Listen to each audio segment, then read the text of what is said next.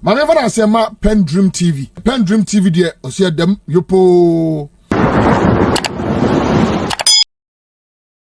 Abusafo aha PENDREAM TV ye best say subscribe na Pratt and Coupe Baako and Omashia ewo justification of Coupe Detat and also no more react about inauguration ho.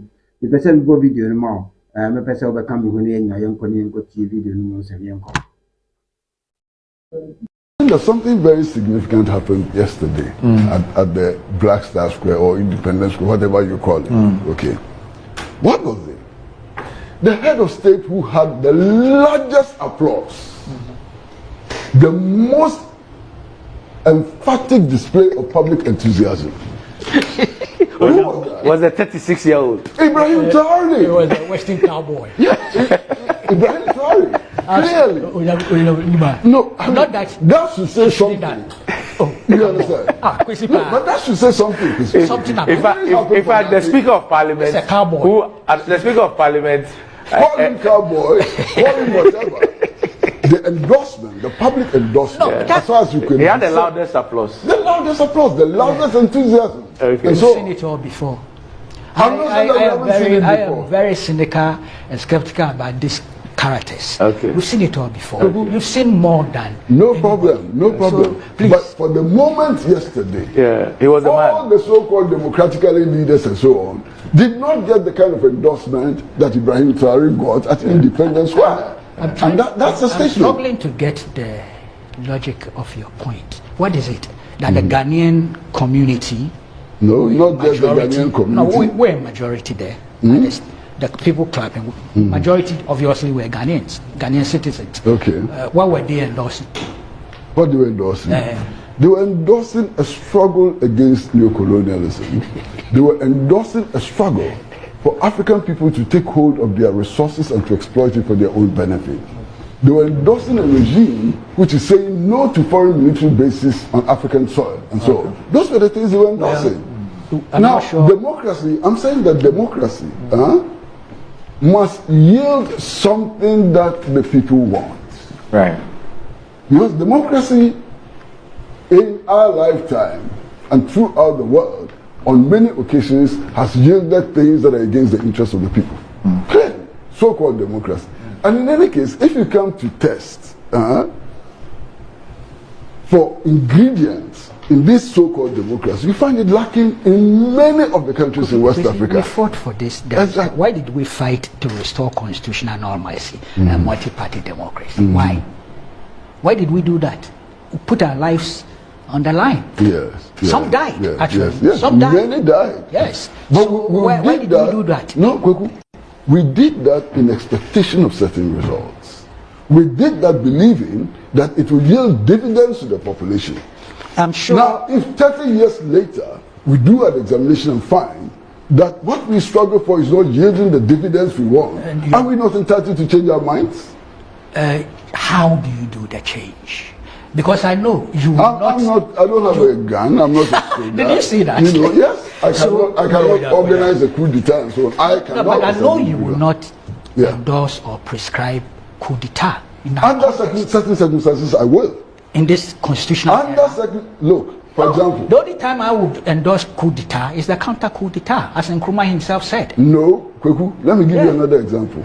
If we go to the elections, and we elect a government of our choice, and the previous government refuses to hand over, that will be justification for a coup d'etat. When the avenues for legitimate expression of the people is closed, you open the floodgates for coup d'etat. This is a hypothesis I would not want to interrogate.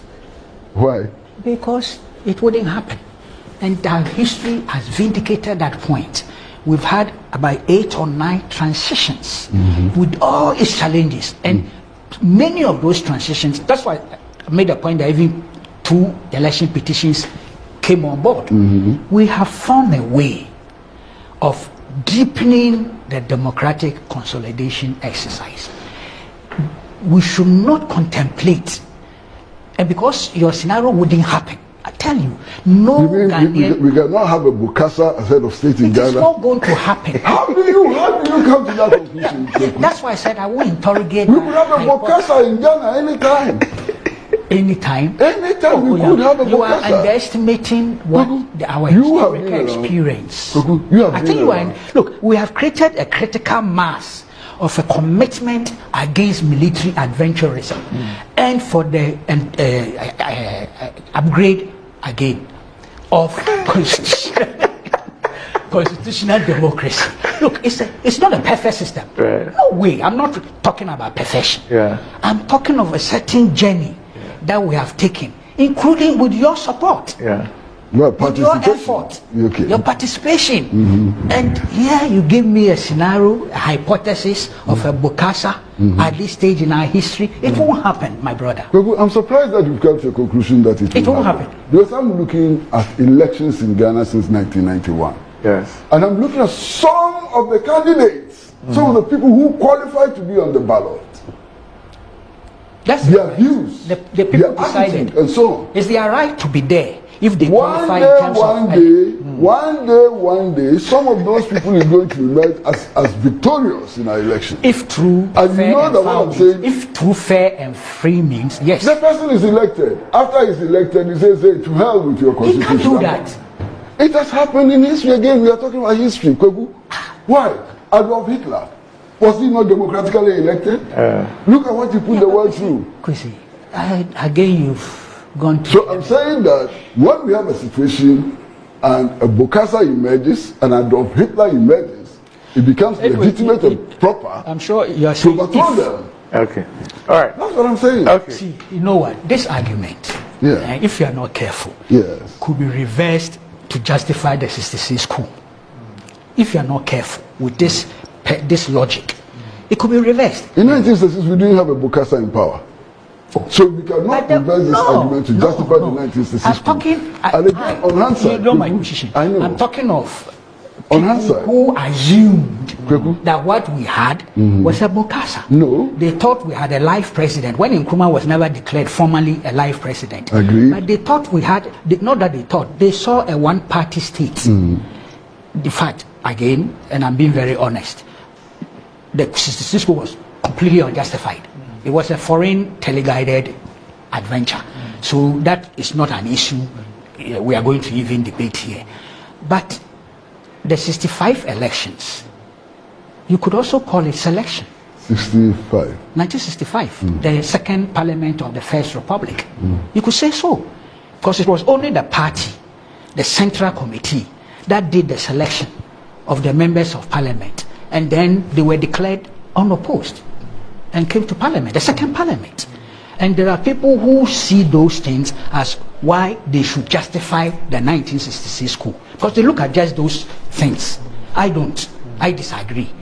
Especially when you realize that it was foreign teleguided But you see, Kwaku, and financed. Yeah, so we have to be there's very no careful. way that the 1966, I'm not saying that you are justifying it, but there's no way that the 1966 coup can be justified based on the evidence available to us now. We have the evidence. Even then. No. The evidence suggests very clearly that the 1966 coup had nothing to do with the emergence of a Bokassa. The 1966 coup came about only because Western interest was affected by the government then. But they were plotting the coup. Yes. The CIA, the British intelligence, Yes. and the But it government. was not to entrench democracy. It was not to overthrow a dictatorship. It was to protect Western I'm interest. saying they will say so. They cannot today. They cannot because we have, for example, and I'm sure you know that, you have read it, the cable which was dispatched to the British Foreign Office by the British ambassador in Ghana at the time, in 1961. I'm talking about, what was his name? Pardon? Is it Mahoney? No, not Mahoney, the British High Commissioner here. Oh, I just forgot the name. I think I know what you're talking about. Yeah. In which he said that Nkrumah had to be gotten rid of because he was making the African too politically conscious. That's all true. Clear. But I'm You talking understand? of those who were internal to through the whole situation and who jubilated and celebrated the coup. Just listen to them. Snelling. Actually, the British High Commissioner then was Snelling. Yes. Snelling. Yes. Snelling sent that cable to the Foreign Office, justifying the overthrow. This is 1961, September 1961. Okay.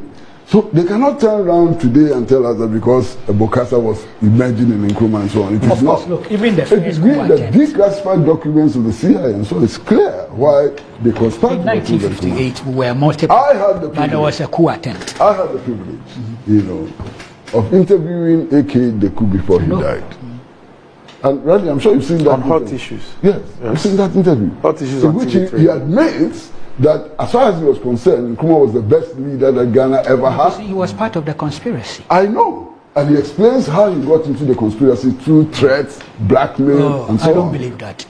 What I know and what I have, he was a conscious participant in the conspiracy. That coup, the main guy was Halley. He was the main guy. The police, Halley, JWK Halley was the main guy the Americans influenced. He brought in Kotoka, Afrifa, they coup them all. But what about Kwasi? Kwasi, 37. 37? Yes. Kwasi, the guy at 37. But he was packed, he was thick, deep, neck deep in the conspiracy. I know about it. 37 was one of the areas. That was the home. That was where they met, that was where they plotted. And I was on admission there. Yes. Yeah, I was on admission on that day. And there was a security guy. I didn't know he was a security guy, let me be honest. The old man used to visit him, sometimes very late. Sorry for that digression. Very late. He goes to sit with him. We were only two in the special ward. Okay. But the day of the coup, this man was so agitated. When even guns had not begun to boom, he goes out, he comes in, he goes out, he comes in. There was something wrong. It was the first day I realized that he had something like a Motorola. Okay. So I realized that then this man may be a very important person. By 7, 8 AM or PM? AM. No, by then the booms were going on. Yeah. You could hear from Flagstaff House. This man decided to cut, remove the louvers in the ward and then cut the net, jumping out. Within 5 minutes, there were soldiers there. They knew he was there. Okay. Apparently, he was not ill. Oh. He was on duty. Okay. But they killed him.